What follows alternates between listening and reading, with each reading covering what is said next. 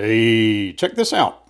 In this video, we'll check out a Conklin Duragraph, a bottle of Pilot ink, and a Pentel Sharp from viewer Ariel.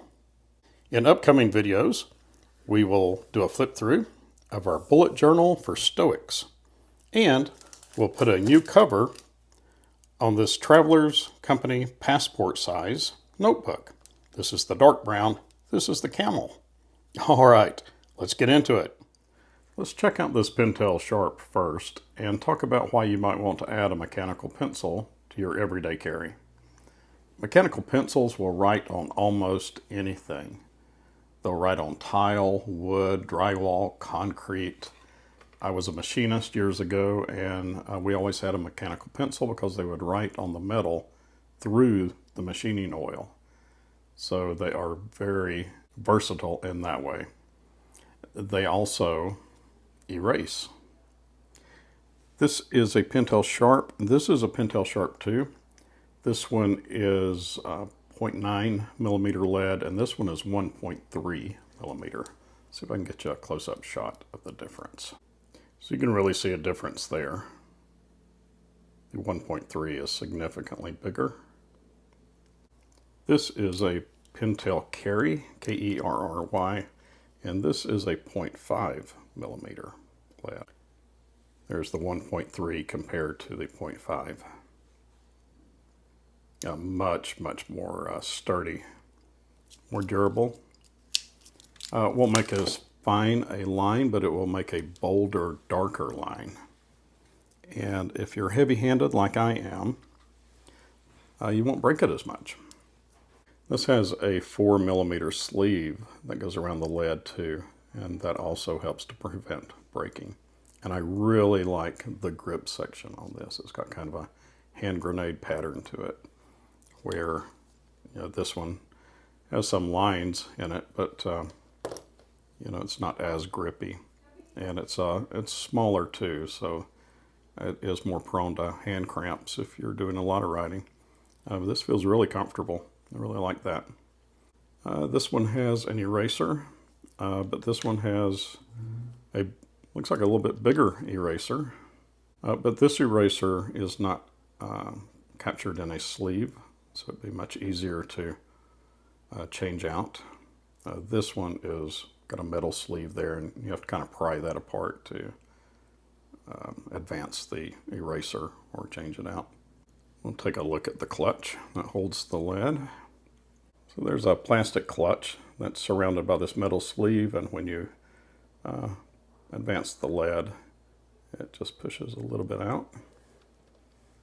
It's got a little plastic cap here to protect your eraser, and it's got a really nice pocket clip. It's got a lot of tension on it. Pentel does really good pocket clips. I like their pocket clips. Let's take a look at how they write. So this is a Pentel Sharp HD, and it is a 1.3 millimeter lead. This is a Pentel Sharp.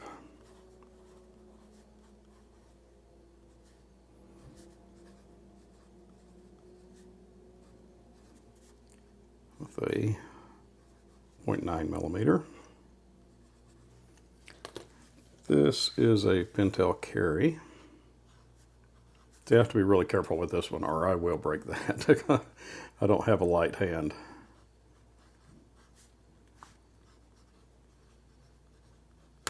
Oh, see, did it. And this has a 0.5 millimeter. Let's look at another one. This is a Koh-I-Noor, K-O-H-I-N-O-O-R. This one has a 2 millimeter lead. And it's also got a little built-in sharpener, but no eraser. So the sharpener is okay. It's not great, but it will work in a pinch.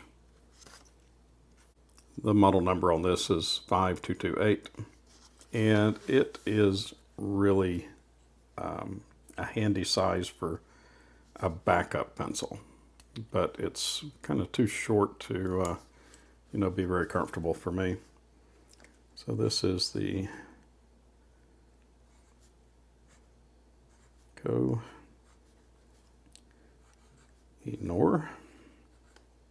and this is a 2mm lead. So to my eye, it doesn't look significantly bigger, but it does look darker and bolder, easier to read. I like it. Let's see how it erases.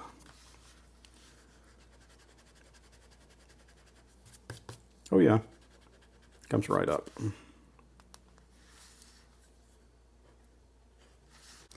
Here's another one. This is a Skilcraft B-3 Aviator, and it has red ink, blue ink, or you can make it black ink. You can change these out.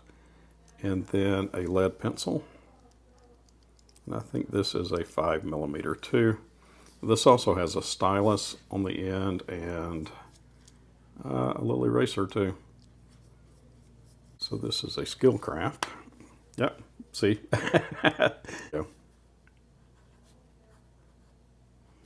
And it's Skilcraft with one L, oddly enough. B-3 Aviator. And I'm pretty sure this is a 0.5mm as well.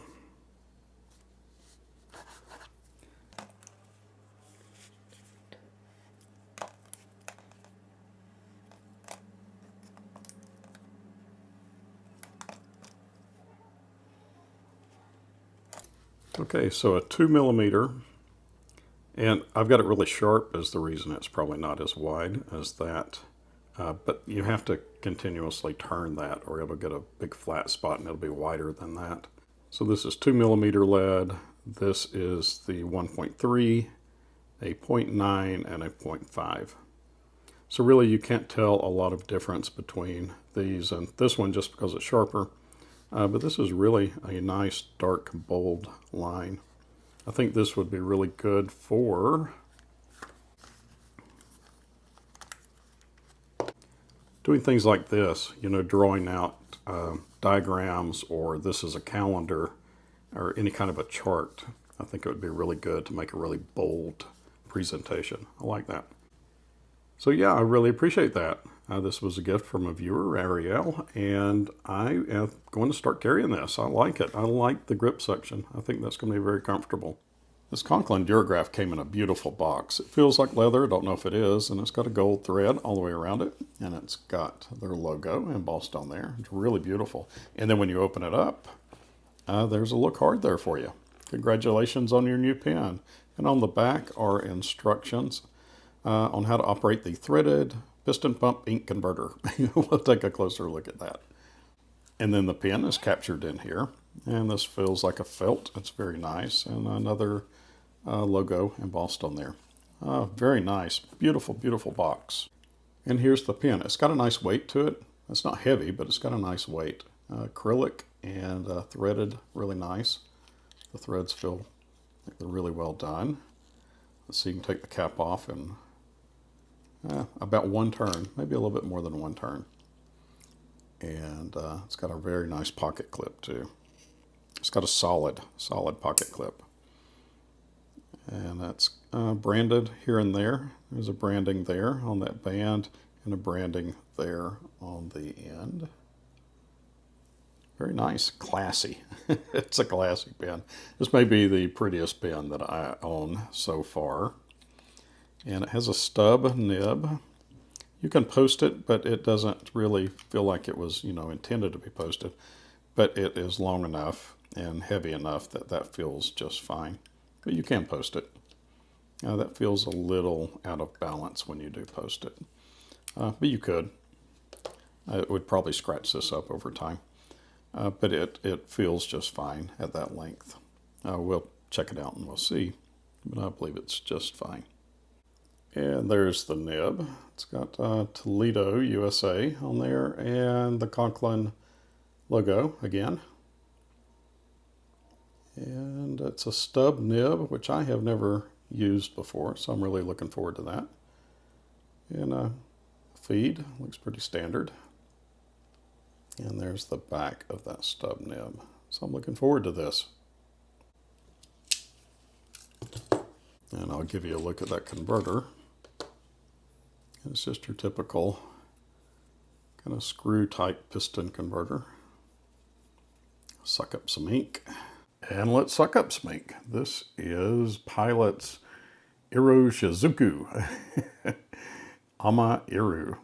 It's a sky blue, a very light blue. It looks darker in the bottle, but it's very pretty ink. I've been using this in my Lamy Safari, which is somewhere, not up here, so I may have left it at the office.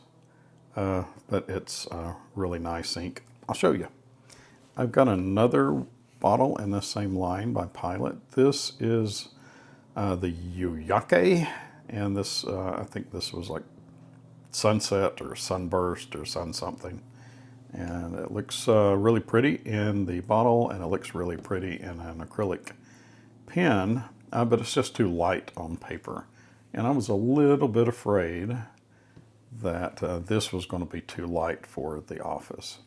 Have to sign legal documents throughout the day, and you know, you don't want to sign it in purple ink or anything, so it needs to be kind of a business-like type ink. This is a little bit too light, I guess, to be not a very conservative color, but I like it. It makes me happy, and nobody has complained about it yet, so until they complain, I'm going to keep using it.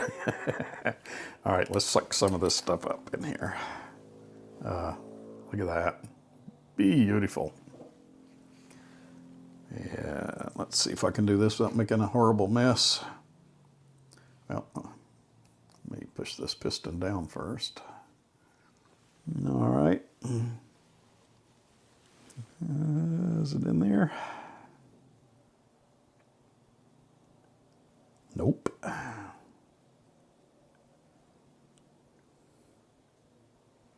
Let's try that again.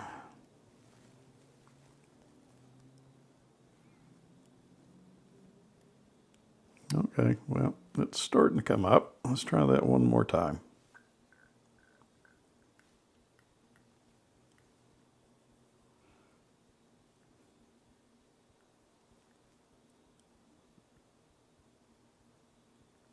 Much better.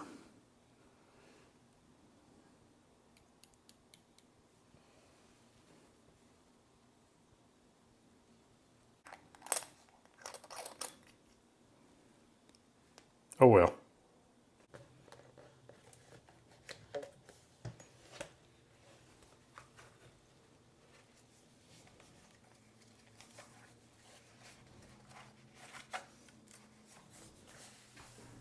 All right, let's find a blank page.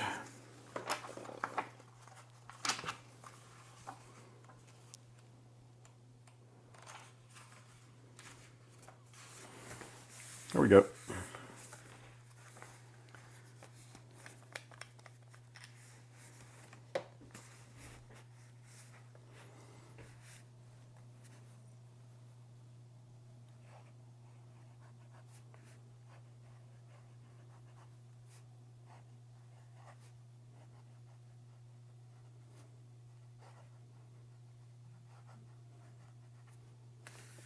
All right. Stub nib feels kind of mushy. It's not as bright and crisp in my handwriting. Of course, it's never was really good. It's kind of suffering. Ooh, hey, so a lot of line variation. I like it. I need to flex it down a little bit.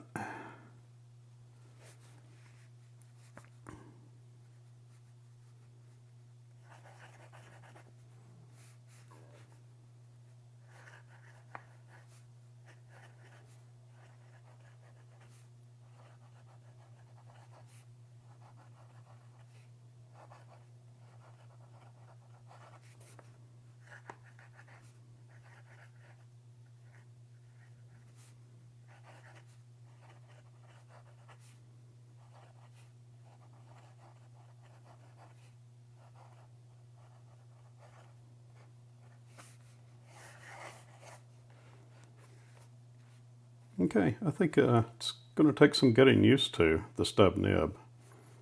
I'm used to a fine nib, if not an extra fine. I don't know where all my pens have gotten off to. Let's see.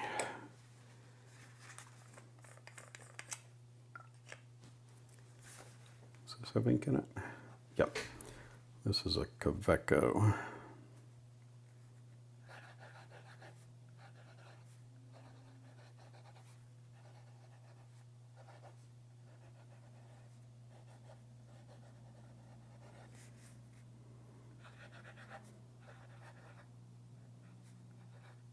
Forgot how to write this morning.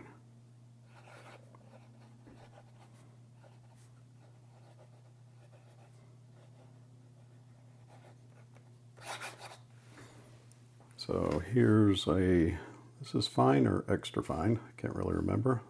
I think it's extra fine. And here is a stub nib. I don't know, I like it. It's laying down a lot of ink. I like the line variation too. I think with practice, that could look really good. And I need practice.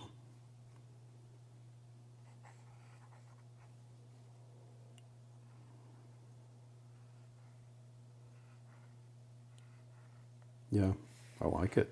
This is an American-made pen, and I think fountain pens are kind of dominated by Japanese and German. This Kaweco is German. A Lamy Safari is Lamy. Is that German or is that Japanese? I can't remember. Pilot is a Japanese company. So it's nice to have an American-made pen.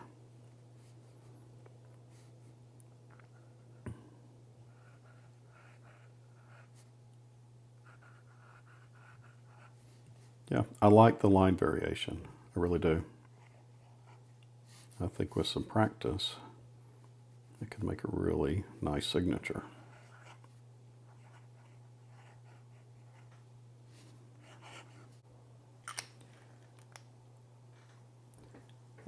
This particular Duragraph, this pattern is called Ice Blue, and then there's another one that's cracked ice that's white. There's an amber, kind of a turquoise color, and there's several other different variations. I think there's one that's abalone. There's several. This one's about $40. They can range up to like $70. I think I saw one for $67. I think the abalone was $67. But it's a beautiful pen, and it feels great, and it feels quality, and I really like the design. I like that blue. I think it matches the ink that's in it. Not that that really matters to me. And I'm going to carry this one this week, and I may do an update in one of my pocket dumps. I don't know if this is going to replace my Lamy Safari. It would be really hard to replace a Lamy Safari, but I think it may. I mean, it's really nice, and it's comfortable to write with. I'm kind of, when I'm in the office, I really would prefer one that posts because I may be in somebody else's office and I will leave the cap laying somewhere. But otherwise, I think I really like it. It's a winner. Okay, catch you on the next one. Bye.